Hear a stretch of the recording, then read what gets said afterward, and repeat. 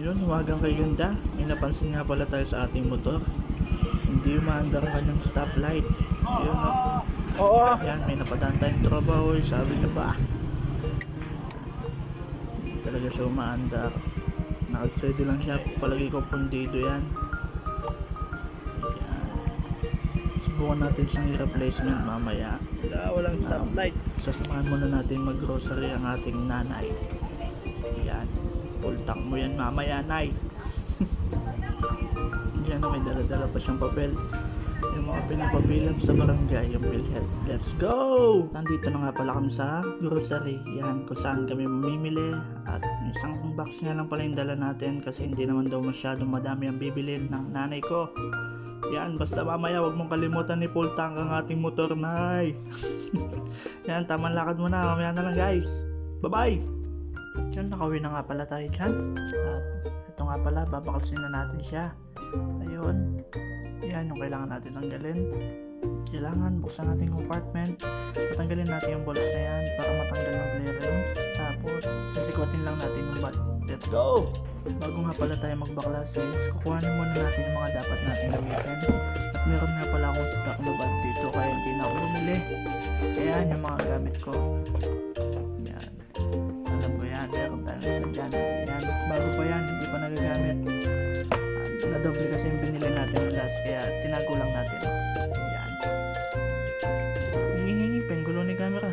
Yan, kabitan eh. Ito nga pala yung mga gagamitin natin pamaklas. Meron tayong Allen wrench yan na 6mm or 5mm. Tapos T-rings na 8mm tsaka screw.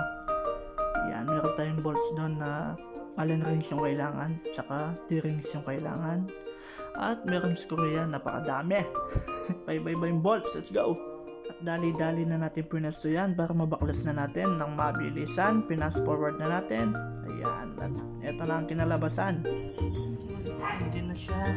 Ayan, kulay black na.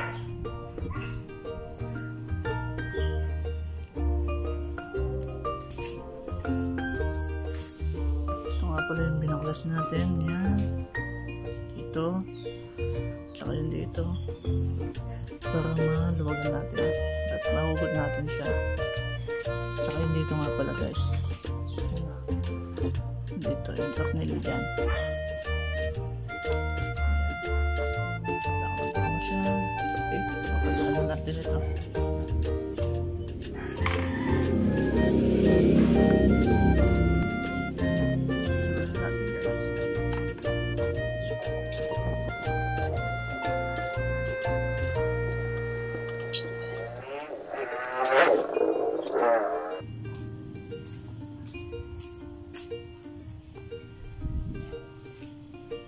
Kapit na natin. Tingnan natin kung maandar. Yun. Meron na siya.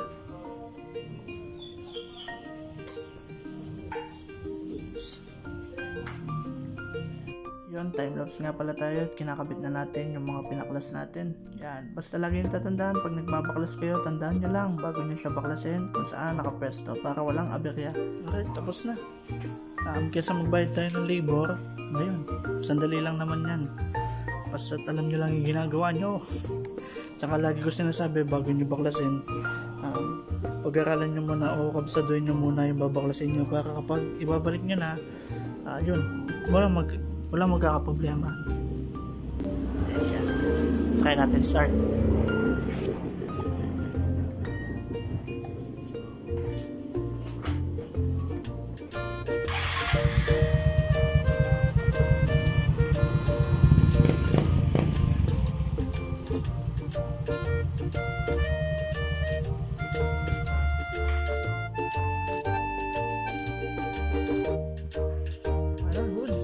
Problem solved. Lilinisin na lang natin kasi madumi na. Ayan. Makikita nyo yung malikabok. Oink. Ayan, pati yung mags. Tara, sa last part ng video is maglilinis tayo. Dumako naman tayo sa paglilinis ng motor. Yan. Ganyan nga pala ako maglinis ng motor. Binabasa ko muna buong motor para lumambot yung mga putik at matanggal yung alikabok. Sabay pupunasan ko na yun ng towel or bimpo na may sabon. Yan. Para hindi gaano magasgas yung flare rings. At pagkatapos ko naman banlawan, yan, pupunasan natin yan ng bimpo upang matuyo agad yung mga binasa natin. Yan.